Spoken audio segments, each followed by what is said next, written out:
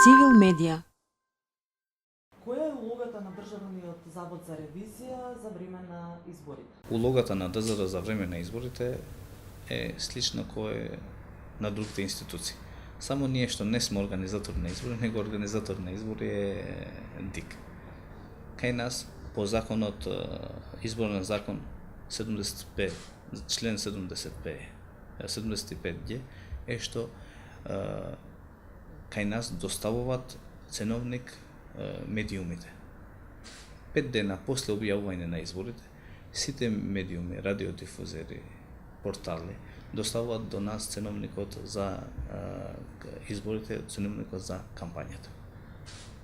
После тоа, кога ќе почнуваат изборите, до кај нас политичките партии или сегашните тројца кандидати за председател, по 10-тиот ден, 11-тиот ден доставуваат финансиски извештај за изработеното и ние тој извештај го објавуваме во нашата веб страна да е транспарентно, за да ги видат и другите или да дознае јавност од каде се финансирале и до кај се тие што учествуваат во изборната кампања. Другиот дел е по завршувањето на изборите, 20-тиот ден, пак вториот дел го доставува до нас. Исто и тоа ние го доставуваме, го објавуваме на веб страната и финалниот е веќе кога ќе се завршат изборите. Како и вие знаете, по завршувањето на изборите се чека 90 дена на затварање на сметката. После затварање на сметката, ние чекаме уште 30 дена има рок за да ги достават конечниот финансискиот извештај до кај нас, за ние да почнеме да ги ревидираме учесниците во изборите. Што значи, ако некаде 5 мај е вториот круг, 10 мај или 15 мај ДИК ќе ги објавува конечните резултатите во избори, од таа дата се чека 90 дена да се затвори сметката, после затварањето на сметка 30 дена за да ги достават до кај нас, некаде во есен ние ќе ги имаме, ќе ги почнеме првите ревизии за ова кампања, да ги ревидираме тие што учествувале во кампањата или политичките субјекти што биле со нивните кандидати. Ние сите извештаи ги објавуваме на нашата веб страна транспарентно, што понатаму ние по нашите извештаи ги даеме препораките и код домашни задачи даеме на политичките партии. После известно време ние идеме на фоллоуап на политичките партии. Ова година бевме на сите 4 поголеми политички фоллоуап да ги видиме дали ги спроведеле препораките. Ако нашите ревизори констатираат дека има нешто корупција или некој криминалитет во текот на работата, тоа го доставаме до надлежните институции што се за таа работа. Го доставаме до ДКСК, доставаме до обвинителството и тие после ја терат процедурата како е по нивниот редослед. Од кога сме почнали да ги ревидираме политичките партии, има многу подобрување состојби во политичките партии и секоја година помалце и помалце наводи даеме за политичките партии. Зашто го кажувам тоа? Со нашиот труд што го вложат нашите вработени, нашите ревизори за да дојдат до некој почист и подобар ревизорски извештај. Со невладините организации, како например со Цивил, кога сме учествувале во некоја тркалезна маса, сме барале зашто не организира за политичките партии едукација за финансирањето на политичките партии, зашто како да е со можеби 2-3 организации, 2-3 такви теми, уште ќе се подобрува работењето на финансиите во политичките партии и посебно за време на кампањата. Законот детално ги препишуваат и луѓето што го водат кампањите во политичките партии се професионални луѓе што излегуваат од професијата или што се надлежни за тоа работа и на крај може тоа да го отвориме дека година со години ние само се подобруваат ревизорските извештаи на политичките партии. Што е новината на ова избори? Новината е што во прв пат, освен што една политичка партија се финансира од членството, од кои нивни донатори што има, е што од буџетот на Република Македонија. Тоа ќе биде новина во овие избори, каде што буџетот ќе ги делат парите на тројцата кандидати или како е уште не е прецизирано, Зашто и таму се работи некои работи, ги има обврските дик за плаќање таквите средства и ќе видиме после нашите извештаи како течал тоа или дали ќе имаме некоја сугестија, ние пак ќе го имаме напишано во нашите извештаи. Со ваквото распределба од буџетот на државата на дали што треба всушност дик да ги исплаќа тие пари, сметате дека може да дое до некои нерегуларности? Ние таа распределба пред на пари? пред почнување на кампањата иницираше ДИК да потпишуваме еден меморандум за соработка меѓу ДИК, ДКСП и ДЗР.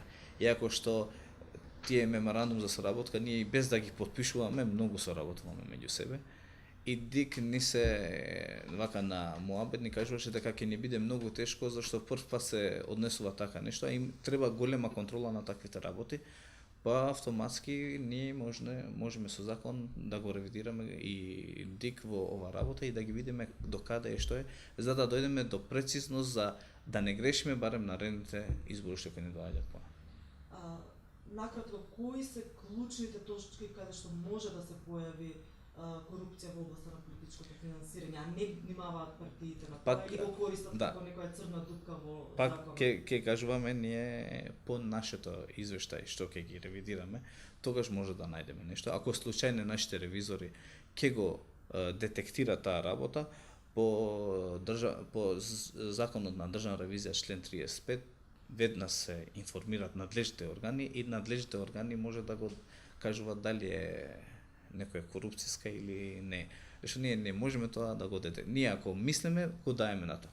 Не сме многу големи, не сме правници, во нашите екипи има правници и економисти, ама не сме од областа што посебно за таа работа. Кои се предизвиците на ДЗР и што е потребно дополнително да се направи за да биде во состојба да ги исполнува комплетно, целосно, професионално своите задачи? ДЗР, ние денеска доаѓаме од собрание, рано имавме состанок со председател со генерален на собрание и најголемиот предизвик на ДЗР што нашите ревизорски извештаи да ни поминуваат да се разгледуваат во собранието, во комисија и во пленарна сетница, како тоа што го има во целиот регион. Правиме големи напори со собранието, овие последните 18 месеци имаме и твининг проект каде што нонстоп учествуваме со наши експерти од надвор за тоа да се разгледува што полесно и подобро да стигнеме до целта и се надевам дека ние тоа ќе го стигнеме. ДЗР друг предизвик е уставната категорија, каде што пред известно време ни беше и вице-премиерот за европски прашања и потенциравме дека 32 поглавието, за да почнеме 32 мора да бидеме ние уставна категорија. Со уставна категорија мислам го добиваме тоа големото независност што го бараме, зашто единствена институција можеби во Европа што не сме уште уставна категорија и постојано ние работиме на подигање на нашите капацитети во нашата институција. Вие сте заменик главен државен ревизор, меѓутоа немаме главен државен ревизор. Зошто е тоа така?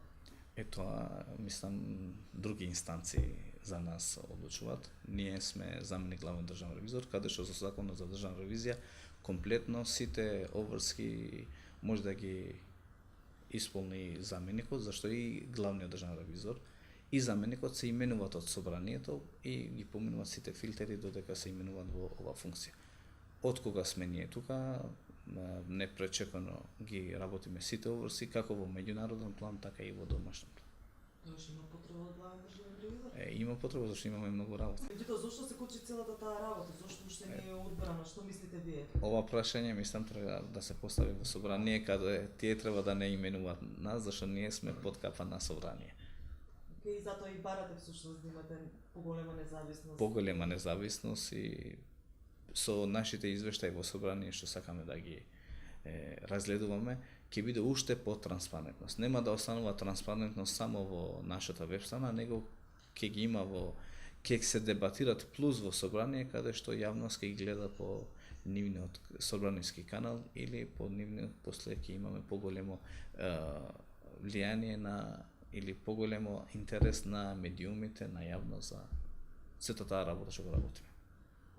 Токму поради ова некоја зависност што имате вие ќе собранието одлучува кој ќе биде на чело на ревизијата и така натаму. Дали ви се случило еве од кога вие сте тука како заменик главен државен ревизор да имате некои притисоци од страна и така натаму? Не. Да се притиска самата организација Не, во некој област? ние ко Во врховна изборен ревизија, или било кој контекст? како врховна ревизорска институција функционира многу независно од сите институции.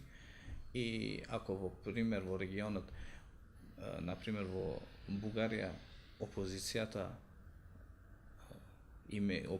бара од Сметната палата што е таму да ревидираат 5 субјекти, кај нас тоа не се случува. Ако во некои други земји пак опозицијата бара некои субјекти или да ги стави во годишната програма, кај нас тоа не се случувало до сега. Веќе 20 години функционираме, ние имаме програма, по нашата програма ја донесуваме програмата, до програмата сами ја освојуваме, не ја носиме во собрание да ни го освојуваат програма, него сами освојуваме и нашата програма ја го ставаме во интернет, во нашата веб страна, каде што транспарентно сите граѓани може да го видат нашата програма. Цивил медија